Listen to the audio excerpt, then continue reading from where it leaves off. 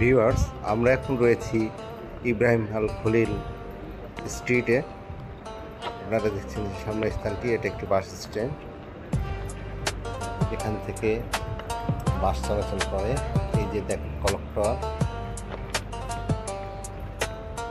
আরও সামনে এগিয়ে যাবো আমরা, আরও অনেক কিছু দেখবো। আমাদের সাথে থাকবেন ইনশাল্লাহ।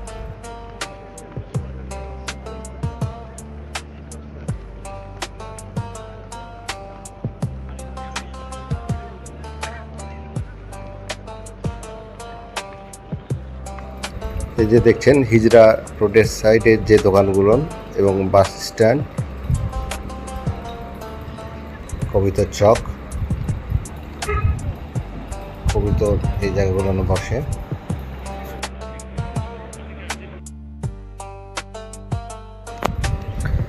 ভিউয়ার্স, এটা ইব্রাহিম খলিল রোড এবং এই রোডেই এশিয়ান যারা উমরা বা হজ করতে যায় তারা সকলে এই রোডের পাশের হোটেলগুলো নেই থাকে। বড় বড় হোটেল আছে, মোটামুটি কমফোর্টেবল প্রাইসে এই হোটেলগুলো নিয়ে ওঠে এবং এখান থেকে কাবা ঘরও অনেক কাছে।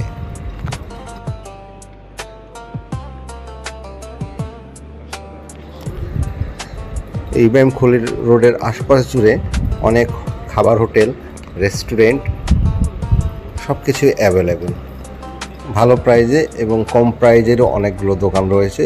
কম প্রাইজের দোকান হলো একটু গলির ভিতরে। আমাদের বাংলা হোটেলও রয়েছে, চিটাগাংয়ের কিছু মানুষ যে করেছে রেস্টুরেন্ট, সেই হোটেলগুলো রয়েছে।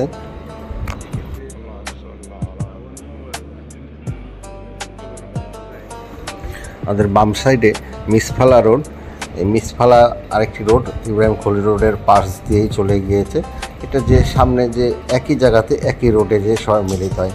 মোট 3টি রোড রয়েছে পাশ করে, ইব্রাহিম খলিল রোড, মিসফালা রোড এবং হিজরা রোড। এবং এই রোডের পাশেই ক্লক টাওয়ার। এই যে দেখেন ক্লক টাওয়ার, ক্লক টাওয়ারের পাশ ঘেঁষে এই রোডটি সোজা বেরিয়ে গেছে মক্কার দিকে। এই রোডটির নাম হচ্ছে ইব্রাহিম আল খলিল রোড স্ট্রিট বলে এখানে। এর পাশেই রয়েছে হিজরা রোড, মিসফালা রোড। তবে মেন রোড হচ্ছে ইব্রাহিম খলিল রোড। তারপরে বাম সাইডেই হচ্ছে মিসফালা রোড, তারপরে রয়েছে হিজরা রোড।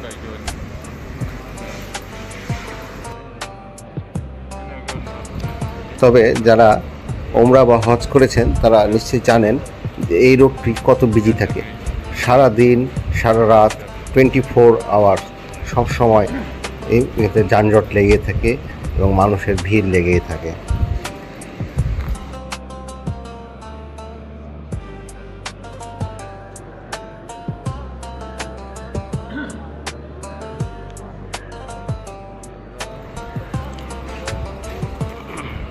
এই যে আমাদের সামনে হাজিরা অপেক্ষা করছে হোটেলে ওঠার জন্য, হোটেলে উঠবে।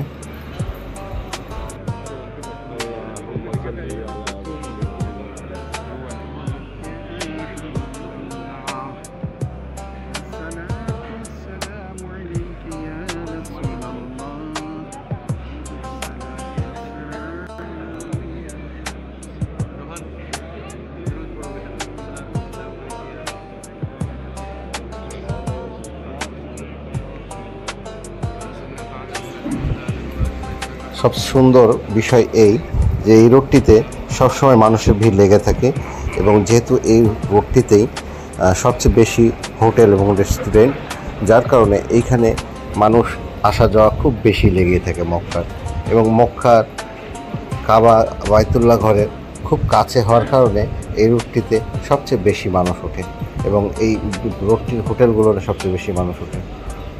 এই রোডটিতে আসলে বোঝায় যে মক্কার অরিজিনাল সৌন্দর্য।